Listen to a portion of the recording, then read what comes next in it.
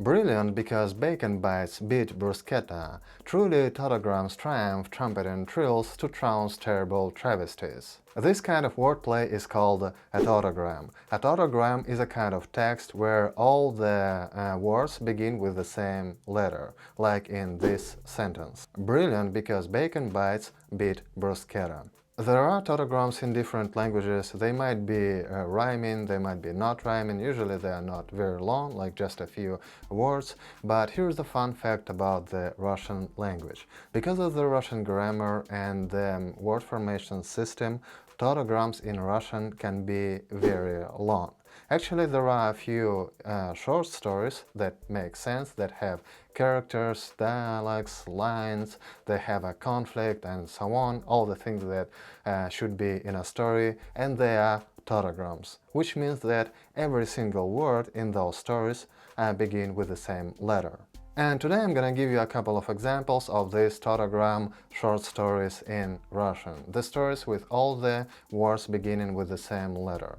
The first tautogram is going to be a P tautogram, which means the story, every single word begins with P. This is the Russian letter P. It's different from English, but this letter means P in Russian. So if you look at the text, even if you don't read in Russian, you can see that every word begins with the same letter, with the letter P. And I'm not going to read it in Russian for you, I'm gonna read my translation of the text in English so that you could see what it's about. The story is going to be a little short and I'm not a very good translator, so it's not 100% accurate, but I hope it's still understandable. So, the P story. Pёtr Petухov, lieutenant of the 55th Podolsk Infantry Regiment, received a letter full of pleasant wishes. "Come here," wrote the lovely Polina Perepёlkina. "We will talk, share our dreams, dance, take a walk, visit a half-forgotten, half-overgrown pond, and go fishing. Do all the activities that begin with P in Russian. Come here, Pёtr, as soon as possible." Oh, by the way, this story seems to be set in the 19th century. Pетухov liked the offer. "I will visit her," he thought. He grabbed his half-worn field cloak and thought it would come in handy. The train arrived in the afternoon. Pёtr was met by the father of Polina, the respectable Pavel Pantelimonovich. This is a quite old-fashioned name. "Please, Pёtr, sit down, make yourself at home," said the father. Then the bald nephew came up, introduced himself. "Porfiry Polikarpov." This is a very old-fashioned name as well. The story seems to be set in the 19th century, they said. "Come in, please." The lovely Polina came in. A transparent Persian shawl covered her shoulders. They talked, shared jokes, they invited him to dinner. They served dumplings, pickles, liver, pies, cake, all those things begin with P. This is why the dinner is so weird. They had a good lunch. Oh, so is it lunch or dinner? It doesn't matter. They had a good lunch. Pёtr felt that he was full in a pleasant way. After eating, Polina invited Pёtr to take a walk in the park. A half-forgotten, half-overgrown pond stretched in front of the park. They took a ride on a boat. After that, they went for a walk in the park. "Let's sit down," Polina suggested. They sat down. Polina moved closer. They sat and were silent. The first kiss sounded. Pёtr got tired. He offered her to lie down. He spread his half-worn field cloak and thought it came in handy. They lay down, rolled around, fell in love. "They will get married," the bald nephew whispered. "They will," said the father who came up. Probably they were watching them. Pёtr turned pale and ran away. Pёtr freaked out because of that. He wasn't planning to get married. While running, he thought, Polina Petrovna is a wonderful match, so there is no need to worry. The prospect of getting a wonderful estate flashed in his mind, and he hurried to propose her. Sounds like a very 19th century story. Polina said yes, and later they got married. Their friends came to congratulate them and brought gifts, and they said, "What a lovely couple." The end. As you can see, this story is not just a bunch of words, it actually makes sense. There are characters, there is some development of the story, probably even some very little development of the characters. I mean, Pёtr didn't intend to marry Polina when he came to visit her, but then he thought that it would be nice to have that really beautiful estate. And Polina's father thought that Pёtr is a good match for her, and she apparently, as far as I understand, fell in love with him, so everyone was happy. What a lovely couple, as those people said. The next story is going to be the O story, with all the words beginning with O. And to be honest, I tried writing those tautograms in Russian. And to be honest, writing a tautogram with a P is much easier than writing it with O for some reason. Mostly because there are so many prefixes beginning with P in Russian, which makes it easier. So the author of the O story, as far as I understand, didn't have as many options, had more restricted choice of words than the author of the P story. This is why the O story might sound a little weird. Although it makes sense, there are characters, there is some story, there is a conflict, and there are dialects, as you will see. Just a little warning, the O story is not children-friendly. There is some adult stuff going on in that story, so you have been warned. Okay, let's read the O story. One autumn, Father Onufry woke up, sobered up by eating cucumbers, got dressed, left his bedchamber, served mass. He unscrewed a bottle, took a sip, got drunk again. He ate okroshka. Okroshka is a kind of soup. He ate okroshka, he ate nuts, sturgeon, chicken legs, perch, pancakes and vegetables. He did have a good dinner. He had that strange dinner because all those things, they begin with O in Russian. After resting, Father Onufry went to inspect the surroundings of Lake Onega. This is a real place.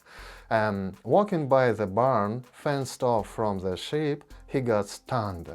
An inhabitant of the surrounding outskirts, a naked young girl, Olga, carefully washed her clothes near the woods.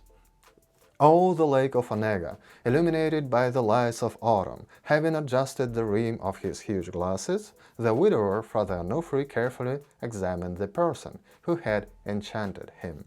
Olga, you bewitched me, you seduced me, said Father Onufry. Move away, Father Onufry, or I will rip off your evil thing, answered the dumbfounded Olga. It was pretty hard to translate this part. I did what I could. Be mine, I will make you happy, said the bewildered, naughty man. After thinking it over, the charming young woman answered. Really? I will do it willingly, she said. However, you will be obliged to pay for it. I will give you a lot of gold, a bunch of necklaces. I'll build an awesome mansion for you. I promise you flocks of sheep and a masquerade fur coat. I'm not sure that a masquerade fur coat is a thing. The possessed man was lying to Olga. The reason why he offered those weird things is that those things begin with O. It's great, Father. Okay, I'll think about it. She was delighted. Father Onufry charmed her. He hugged her, wrapped by himself, hugged again. Olga went limp and desperately gave herself up. I'm not sure that this is a phrase in English, but I guess you understand what I mean. However, having finished the intercourse, the breathless father refused to pay what he had promised. You bald, poor, fat fool, she said. You dishonored and robbed alone the sheep. Give back the promised masquerade. She means a masquerade fur coat. You damn werewolf, you feral donkey. Well, damn werewolf and feral donkey are not exactly expressions in Russian, but they could be, if you are being very creative. You robbed and disgraced me. I will scratch your eyes out. I will poison you. Olga went berserk. The reason why she wanted to poison him was, again, poison. The word for poisoning begins with O in Russian. Are you crazy? Get out of here! Father Onufry, who had cooled down, dismissed Olga with detachment. The offended, disgraced, embittered young woman hit Father Onufry with a dangerous weapon, a huge aspen stake, the kind of weapon that you use to kill vampires. Weakened, stunned Onufry stumbled, fell on the ground, died. Olga, who took revenge, this is not the end of the story, Olga, who took revenge, washed and dried herself, put on her shoes and got dressed, The young woman searched the body, checked the cuffs and the collars, but she only found the cold leftovers of his dinner. Oh, the waters of Lake Onega! This huge body of water embraced the remnants of Father Onufry. And this is the end. Yes, I do realize that that story is not a masterpiece, it's probably terrible taste, but it makes sense. I mean, there are characters, something happened, the story has a beginning, it has the development of the action, it has that climax point, and it has some kind of ending. The reason why it is possible in Russian to make such long stories with every single word beginning with the same letter is that in Russian we don't use articles, so we don't have, if you wrote something like that in English you would end up having to use articles anyway, right? Like the article, like a article. In Russian we don't have articles, so it makes it much easier.